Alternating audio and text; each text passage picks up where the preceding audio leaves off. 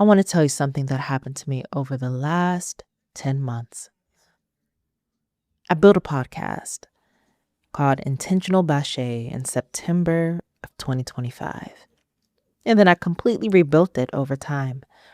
Not because it was failing, not because nobody was listening, but because I finally looked at what I was actually doing and realized something important. I was using my own framework on my own work, and the work was failing the sort method that I established months later. So I'm going to walk you through what that looked like because this welcome episode isn't about explaining a rebrand. It's about showing you that my framework, ESSENTFLOW, actually works. Why? Because it worked on me. Let's get into this week's episode.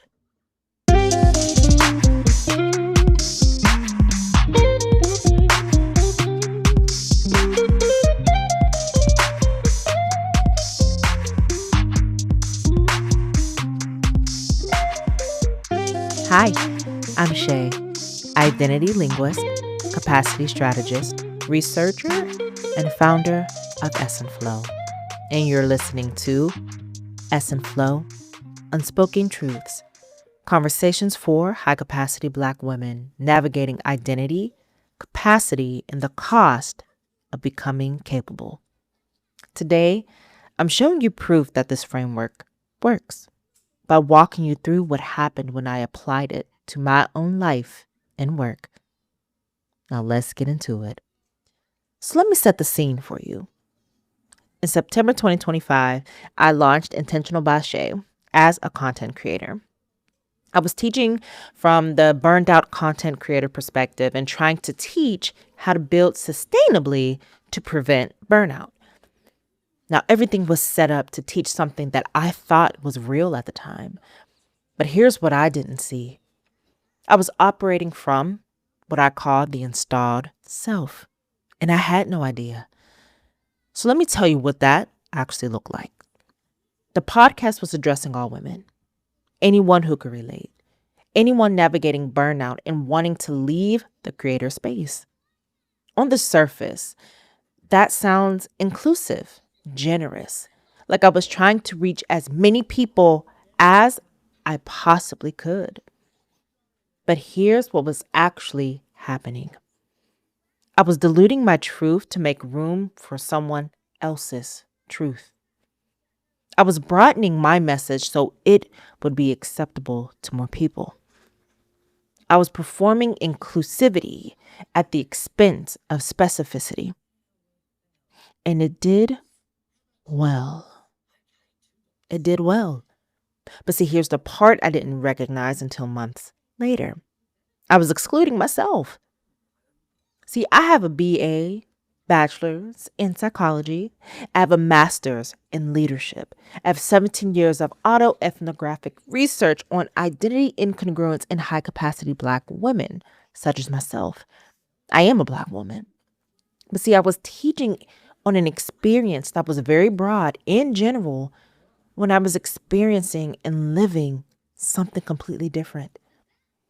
I was treating myself and my experience as if it was optional, as if the specific lived experience of being a high-capacity Black woman navigating these rooms was something that should be diluted to make space for a broader audience. I was doing exactly what my research talks about. I was operating from the installed self, the version that learned to be palatable, digestible, to include everyone, to avoid being too specific or too Black or too much. I didn't even recognize myself or that it was even happening when I was creating as a content creator, which also carried into me doing my research, trying to understand why this just wasn't working for me. And that's the thing about the installed self. She's not a lie. She's not fake. She's doing exactly what she was trained to do. She learned that in order to be credible and taken seriously, I had to speak in a way that didn't center my blackness too heavily, that I had to be accessible to everyone so no one would feel excluded. That specificity was divisive. So, Intentional by Shay, which eventually became Intentional by Shay ESSENTFLOW, sounded good. It looked good. It was serving people. But it wasn't serving me. And it wasn't serving the people who actually needed this work. So fast forward to about 6 months in, I started noticing something. The podcast kept changing. The branding kept shifting. The audience description, it kept evolving. And I thought I was just iterating, figuring it out, pivoting as I learned more. But one day I stopped and asked myself a different question. Is this mine, or is this what the room required? And see, that's the sort method I created. And that is the practice that I teach today. And when I applied it to my own work, everything stopped making sense. Because the answer was, the room required this. See, I was building based on what I thought would be acceptable, what I thought would get engagement, what I thought would prove that the work had value, that I had value. I was building from what I call proof of impact addiction. That's the installed self-talking. That's the version of me that learned early on that her work only matters if someone external validates it first. So I was constantly chasing metrics, constantly looking for evidence that ESSENTFLOW was viable, constantly performing the work instead of just doing the work and enjoying what I was doing. And the podcast, the thing that was supposed to teach people how to recognize the installed self, was being run entirely by the installed self. That's when I saw it clearly. So I started asking a different question. What's the cost of operating from the installed self here? What am I losing by diluting my truth? And here's what I found. First, I was exhausted. Exhausted. But not from the work itself, from the performance, from constantly asking, is this acceptable to enough people, instead of asking, is this true? Second, the work wasn't landing the way it could because I was teaching from the installed version of myself. I was showing people how to recognize their own installed self while operating from mine. And that's not integrity. That's hypocrisy. Third, I was excluding the people who actually needed this work the most. I was so busy making sure that everyone felt included that I forgot to actually center the women this work was built for. High capacity Black women. That's who this research is about. That is who this research is for. That's who lived the experience. And that is what this is rooted in. But see, I was teaching it like it was for everyone. And by trying to serve everyone, I was serving no one. And I was serving no one well. See, that's the cost of the installed self leading. You get partial results. You dilute the impact. You exhaust yourself for no reason. And you build something that doesn't actually belong to you. So here's what I did. I looked at the podcast and I asked, what needs to change for this to actually be mine? To speak from my truth, my lived experience as a Black woman. Not what would make it more popular. Not what would make it more acceptable. But again, what would make this true? And the answer was I need to center Black women. I need to speak directly to high capacity Black women that are navigating identity, capacity, and the cost of becoming capable. I need to stop apologizing for my specificity. I need to stop diluting my lived experience to make room for a broader audience. I need to stop building from the need for approval. And I need to rebuild from what's actually native and true to me. So that's what I did. I changed the podcast. I changed the name. I changed the format. I changed who I was speaking to. And here's the journey. I went from Intentional by Shay to Intentional by Shay ESSENTFLOW to Intentional by Shay The Growth Blueprint. I'm pretty sure they're switched, but I digress.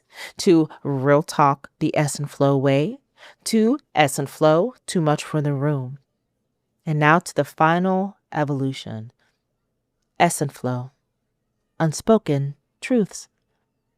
I went from addressing all women to speaking specifically to Black women, even more specifically, high capacity Black women.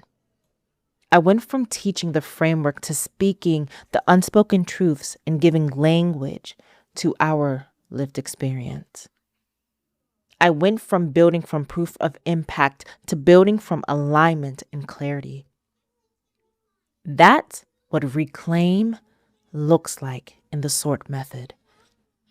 It's not destroying what came before, because the podcast served people. It mattered. But it's recognizing the version of me, this version of me, this installed version was driving, and it was time for the native self to lead. Now here's where it gets real. When I made that shift, the installed version of me panicked, in all caps, okay?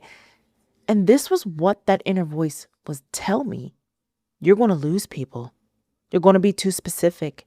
You're going to alienate people who don't fit into high capacity Black women.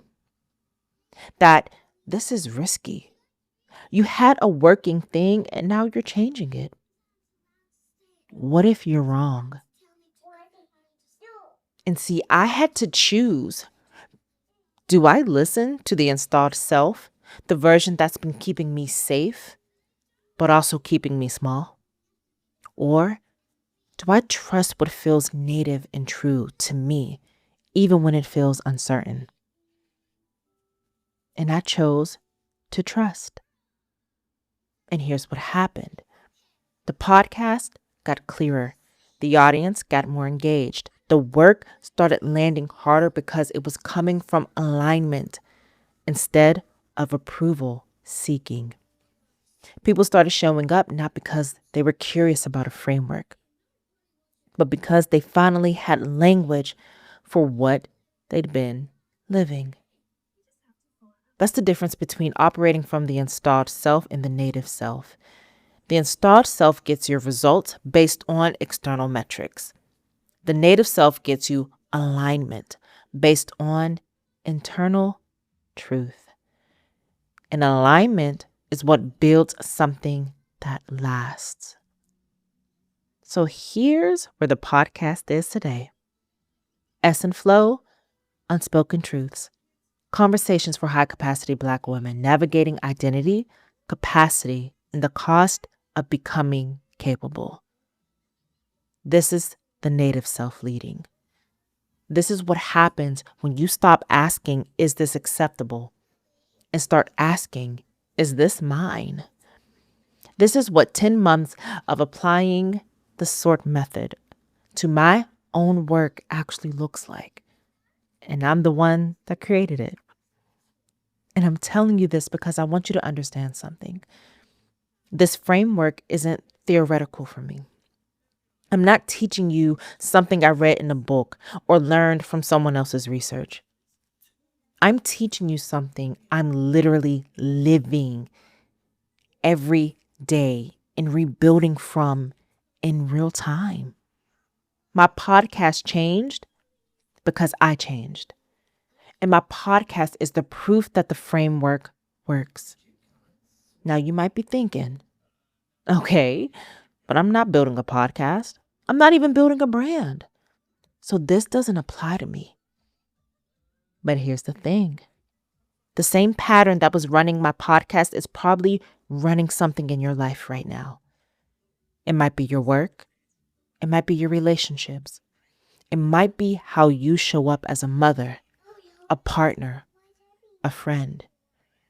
Somewhere the installed self is leading. Somewhere you're performing instead of just being. Somewhere you're diluting your truth to make room for someone else's comfort. And you might not even see it. Because the installed self is smart. She doesn't announce herself. She just runs the show quietly while you think you're making free choices. But the sort method can help you see it. It can help you ask the same questions that I asked myself. Is this mine, or is this what the room required? What am I losing by operating from this version of myself?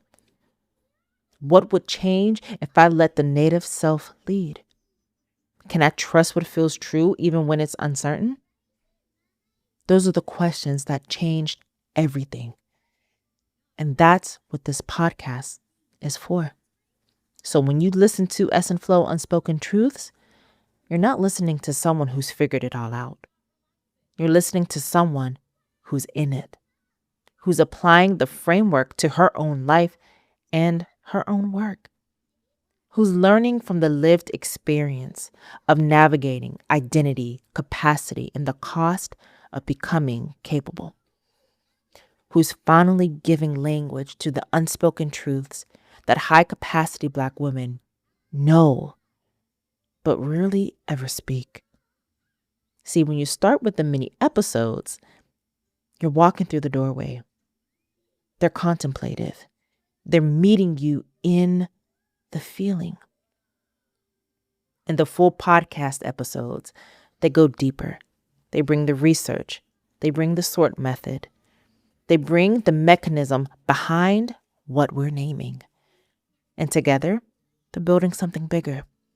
In August, we launched the first issue of ESSENTFLOW Unspoken Truths magazine.